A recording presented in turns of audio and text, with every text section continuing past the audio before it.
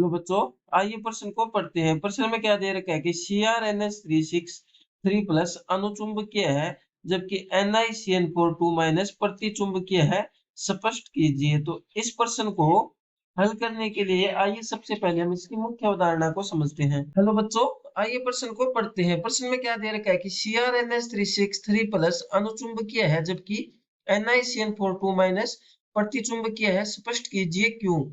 इस प्रश्न को हल करने के लिए आइए सबसे पहले हम इसकी मुख्य अवधारणा को समझते हैं। तो मुख्य अवधारणा में हम क्या देखेंगे, सबसे पहले तो हम ये देखेंगे कि अनुचुंबकीय किसे कहते हैं और प्रतिचुंबकीय किसे कहते हैं।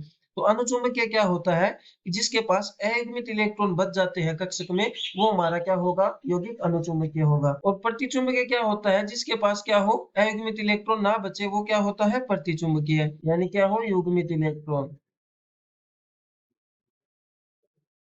अब हमें क्या दे रखा है, एक नंबर में दे रखा है CrNH363 प्लस। तो आइए इसमें देखते हैं कि इलेक्ट्रॉन अयुग्मित बचेगा या नहीं बचेगा इसमें।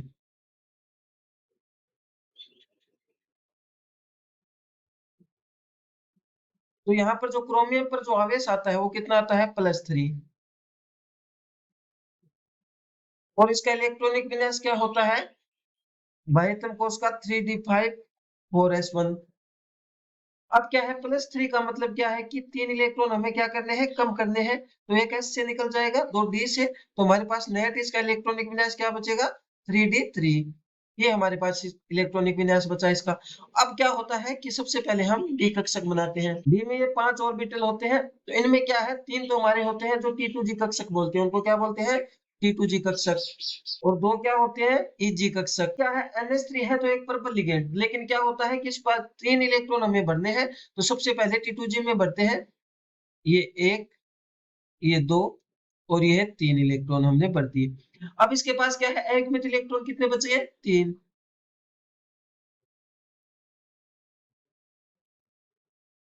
अयुग्मित इलेक्ट्रॉन 3 होने के कारण ये क्या हो गया, अनुचुंबकीय, क्योंकि इसका चुंबकीय गुण कितना आ गया, चुंबकीय गुण 3.90 के समथिंग आता है। चुंबकीय गुण का सूत्र होता है म्यू बराबर √n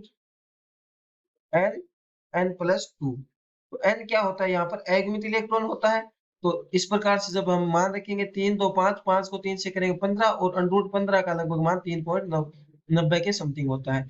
तो ये हमारा क्या हो गया, अनुचुंबकीय क्यों हुआ, क्योंकि इसके पास 3 अयुग्मित इलेक्ट्रॉन बचे हैं। अब हम NiCN4 की बात कर लेते हैं। तो यहाँ पर Ni यानी निकल पर आवेश कितना आएगा, +2। और इसका इलेक्ट्रॉनिक विन्यास बाह्यतम क्या होता है, 3d8 4s2। तो दो इलेक्ट्रॉन कम करने हैं क्योंकि +2 है, तो s से 2 इलेक्ट्रॉन निकल जाएंगे, तो हमारे पास नेट कितने बचेंगे, 3d8। अब आइए वो ही डी कक्षक बनाते हैं। इसके लिए क्या है, सबसे पहले हम डी कक्षक बना लेते हैं। अब कितने इलेक्ट्रॉन बनने हैं हमें, 8। तो सबसे पहले तो एक एक करके भर लेते हैं, 1 2 3 4 5 और 6 और 7 और ये 8। अब ये 2 अयुग्मित इलेक्ट्रॉन हमारे पास बच रहे हैं इसमें, लेकिन ये क्या होता है कि ये CN प्रबल लिगेंड होता है। तो ये क्या कर देता है, इसका युग्मन करा देते हैं इसमें। तो हमारे पास नेट जो इस प्रकार आएगा, इसका इलेक्ट्रॉनिक कॉन्फ़िगरेशन यानी इलेक्ट्रॉनिक भरने का जो क्रम है वो किस प्रकार आएगा, ये 8 इलेक्ट्रॉन इस प्रकार भरे जाएंगे, यानी एक अयुग्मित इलेक्ट्रॉन इसमें नहीं बचेगा, यानी n का मान, अयुग्मित इलेक्ट्रॉन का मान कितना है, 0।